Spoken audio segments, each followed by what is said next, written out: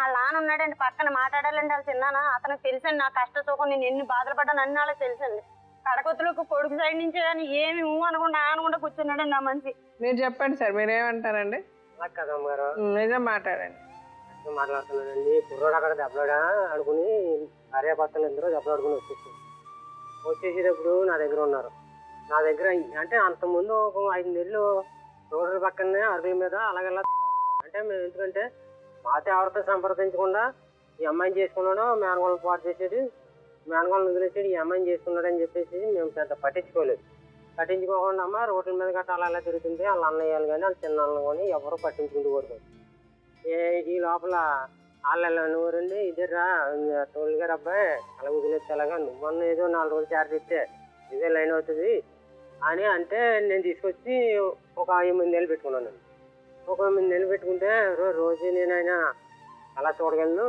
ఆ పిల్ల దగ్గరికి వెళ్ళి ఏదో రకం మాట్లాడి తీసుకొచ్చి కాపురం చేద్దామని చెప్పేసి ఆ అమ్మాయి దగ్గరికి వెళ్ళాను. వెళ్తే ఆవిడ అందే ఇక్కడ 1,00,000 రూపాయలు అప్పు ఉంది మామయ్య గారు, 1,00,000 రూపాయలు అప్పు కట్టుకుంటా నీ ఇంటికి నేను ఎలా రాను, ఆ 1,00,000 రూపాయలు అప్పు కట్టిమ్మనండి నీ ఇంటికి వస్తాను నేను కాపురానికి అన్న. అంటే అలా కదమ్మా, అక్కడ శిల్పలంకలు ఉండకపోతే మా ఇంటి దగ్గర ఉండండి, మా ఇంటి దగ్గర ఉండి ఆడ తెచ్చిన జీతం నువ్వు కట్టబడితే కొడితే మిషన్ కొడుతుందిలేండి. ఆవిడ మిషన్ కొడుతుంది కాబట్టి కట్టబడి ఇద్దరు కలిపి అప్పు తీర్చుకుంది కానీ అక్కడ. అంతేగాని నువ్వు ఇక్కడ తను అక్కడ ఉంటే అప్పులు ఎలా తీరుతాయి, మీకు గొడవ ఎలా చల్లారుతుంది అని చెప్పేసి అంటే అలా కదండి మామగారు వాళ్ళు నోట్లు గట్ట పంపించారు అప్పు కడితే కానీ నేను రాను అని ఈవిడ అందండి. ఈవిడంటే నేను వెళ్తుంటే కుర్రండి చూడలేదు, నాకు అన్నం పెడతలేదు, కొట్టేస్తుందని ఇతను ఈడి వెళ్ళమంటే వెళ్ళేవాడు కదమ్మా. సరేలే ఇలా ఉంటుంది, సరేలే ఏదో ఎప్పటికైనా మారదని నా ఇంట్లో పెట్టుకుని చిన్న ఆటో ఒకటి కొన్నాను. 12,000 రూపాయలకి చిన్న ఆటో కొన్నాను. ఆటో కొని ఆటో తోలుకుంటా ఏదో రకాల అప్పులన్నా తీరుతారని చెప్పేసి అమ్మ అంటే అలా తీరుతానని ఆ అప్పు ఇది కట్టలేదండి నేను కట్టుకున్నాను. అలాగే ఇంకా సెంటర్లో మళ్ళీ నేను బొమ్మన్నాక వాళ్ళ అన్నయ్యలు బొమ్మన్నాక అమ్మ సెంటర్లో పడుకుంటూ పట్టాడు. వీళ్ళని మొత్తం గాలి కుదిరేసి ఎటుకాండ మెంటలు వచ్చిన వాళ్ళలాగా అయిపోతాడు అలా అని చెప్పేసేసండి. ఇంకా వదిలేయాలంటే అలా అయితే లైన్ వచ్చాడు పిచ్చెక్కిలా ఆ ఎముకన్నా చేరబడతాడు అలా అని చెప్పి పట్టించుకుంటూ మానేసాడు. పట్టించుకుంటూ మానేస్తే అలాగా ఈవిడ దగ్గర చేయాడు. సరే పలానా దుక్కులు ఉన్నాడురా దగ్గర మ్యారేజ్ చేసుకునేలా ఉన్నాడురా అని అన్న. మ్యారేజ్ చేసుకున్నా ఏం చేసుకున్నాం కానీ ఆవిడ చేసుకున్నప్పుడు మనల్ని ఎక్కలేదు, ఈవిని చేసుకున్నప్పుడు మనల్ని ఎక్కలేదు, మనకి ఇన్వాల్వ్ పని లేదు. ఎలా పడతారు ఇప్పటికే ఆటో కొని నేను ఆడు కట్టలేదు పోలే ఏదో తోలుకుంటాడని చెప్పేసి వదిలేసాను అని చెప్పేసి అన్న.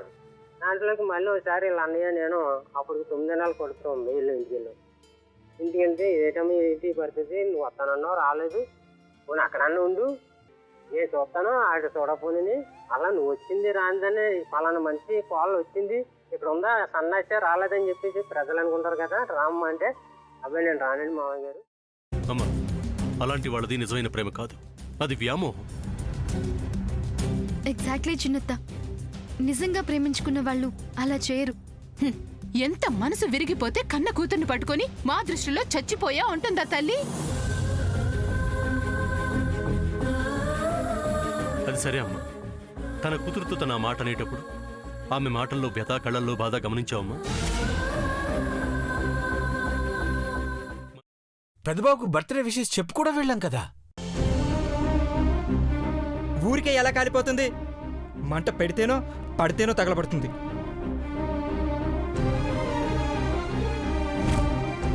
కరెక్ట్ చిన్నబాబు, నీకొచ్చినట్టే నాకు డౌట్ వచ్చింది.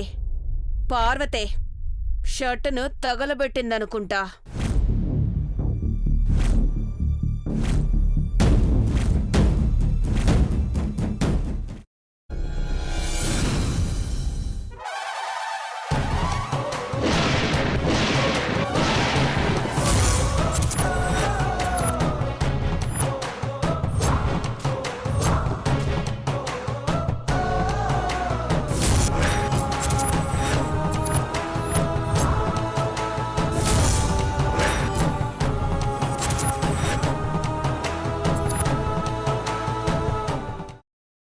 తర్వాత పొట్టు తీసేసి చాప్ చేసి పక్కన పెట్టుకోవాలి.